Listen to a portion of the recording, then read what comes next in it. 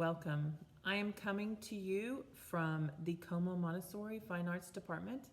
My name is Miss McFadden, and I'm the art educator here. You will also meet Miss Evans. She is the choir educator here. And you will also meet Miss Struthers. She is the band educator here at Como Montessori. So we have put together a video for you. And this gives you a brief overview of what each department offers. And we are just encouraging all students to choose a particular fine arts to focus on so they can grow through long term. So if you will hang tight, then you'll get to meet all of the directors here in just a bit. Thank you.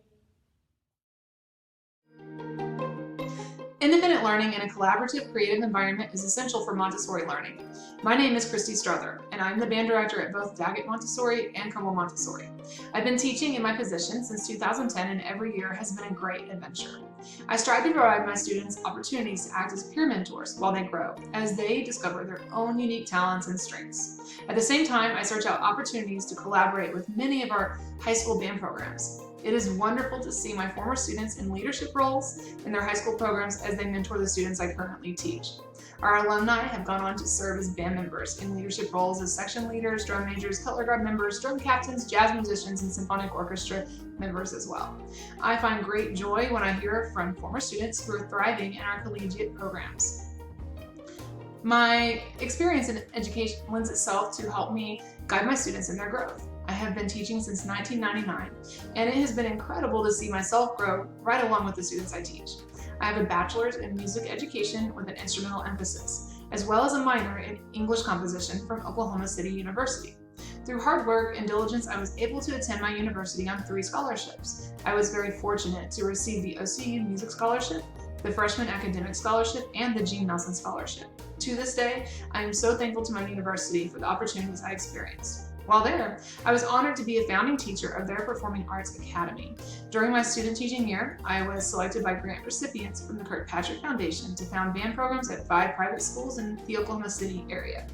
These opportunities helped me to realize that I am, at heart, an innovative teacher who loves acting as a guide and a mentor to children. The Montessori educational philosophy lends itself to help me do just that. I'm honored to be able to serve so many young people in this way, and I look forward to meeting my next group of music scholars. Hello, my name is Megan Evans, and I'm the choir director at Como Montessori. I grew up in the DFW area and have lived here for the majority of my life. After high school, I attended Ouachita Baptist University, where I studied music education from the vocal perspective. This is my second year teaching here at CMS. Being a part of choir is about so much more than learning how to sing. We participate in many competitions and activities throughout the school year. In fact, just last year, CMS had our first student make the All-Region Choir, which is an individual competition between choir students from all over Fort Worth, as well as Arlington, Mansfield, Cedar Hill, Grand Prairie, and Midlothian. It is a huge honor to be chosen as an All-Region Choir member. We also very actively participated in solo and ensemble last year. We sent 11 of our 18 7th and 8th grade choir members, and all of them received the highest rating on their performances. We will be competing in solo and ensemble again this year and are working hard on learning that music now. Part of Montessori philosophy involves teaching the whole student. This year in choir, we have recently started using Wednesdays as our day of exploration. We are learning life skills that will help our students beyond the walls of the classroom. We have begun learning how to type, how to send an email, and while this exploration program is new, I'm hoping that this will give our students a strong foundation as they continue to learn and grow. For those of you interested in learning more about art, Ms. McFadden has put together a visual presentation that will be available on the Google site. You will find the link to that at the end of the video and below in the comments.